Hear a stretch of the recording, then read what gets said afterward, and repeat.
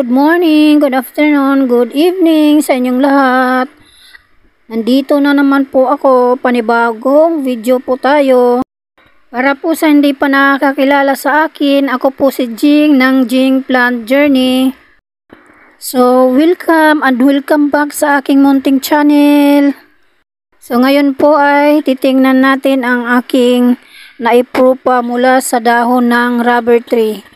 Titingnan ko kung mayroon ng ugat siya, guys. Ayan, parang may ugat na yata ito, guys, kasi matigas siyang mabunot. Ito po mga kahalaman ay itinusok ko lang dito sa gilid.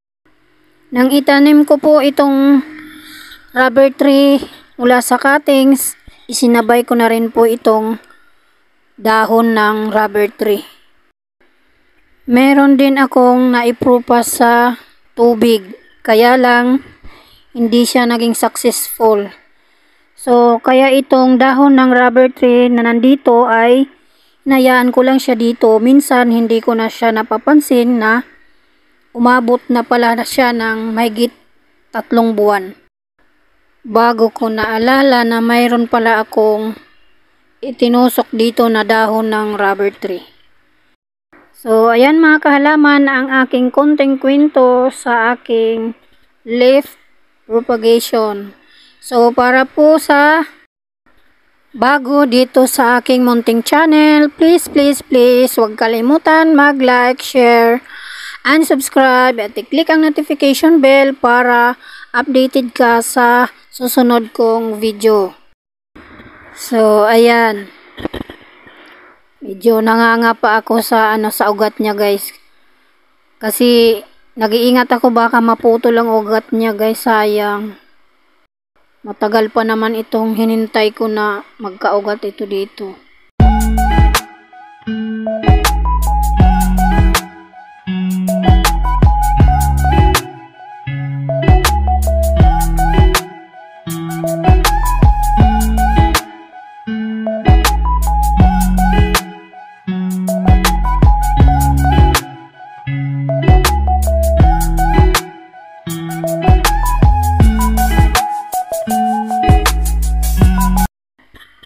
So, ayan.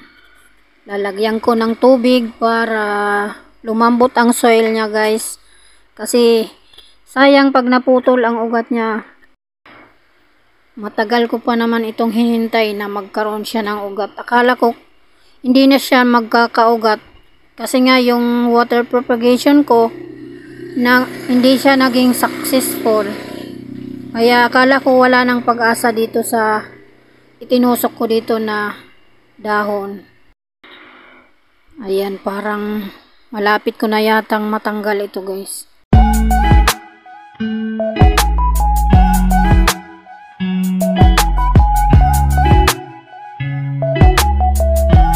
Ayan. Yan na. Ang ugat niya, oh, mahigit 3 buwan. Konti lang ang ugat niya, guys. Diba? Mahirap pala itong paanuhin. Paugatin. Yan. Nabunot ka din. Para kung nangangapa sa dilim na ang hirap kasi baka maputol ang ugat, sayang.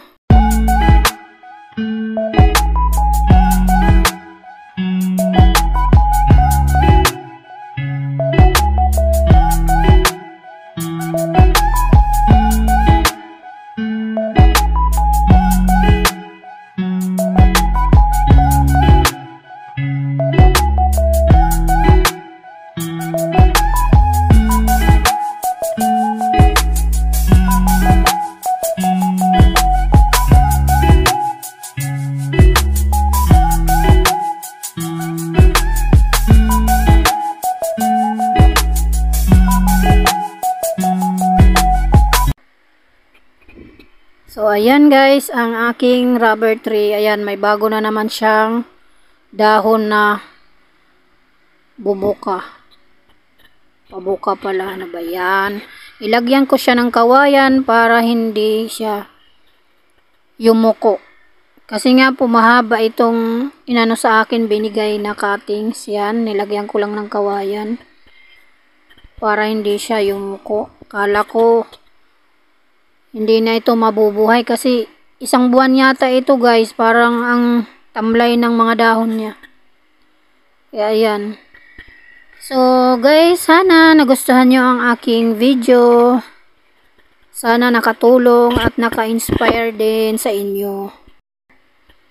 So ayan guys, maulan po dito ngayon.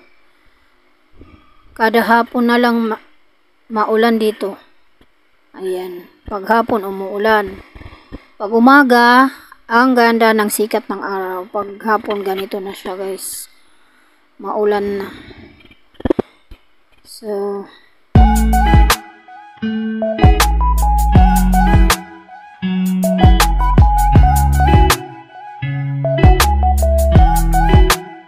tanim ko na guys para lumaki na din siya. So, huwag kalimutan mag-like, please. Salamat nga pala mga guys sa mga nag-subscribe at sa mga hindi pa nakasubscribe, please subscribe na po para makaabot po ako ng 1,000 subscribers. At salamat sa mga organic viewers ko. Salamat po sa inyong lahat. Shout out po sa inyong lahat guys.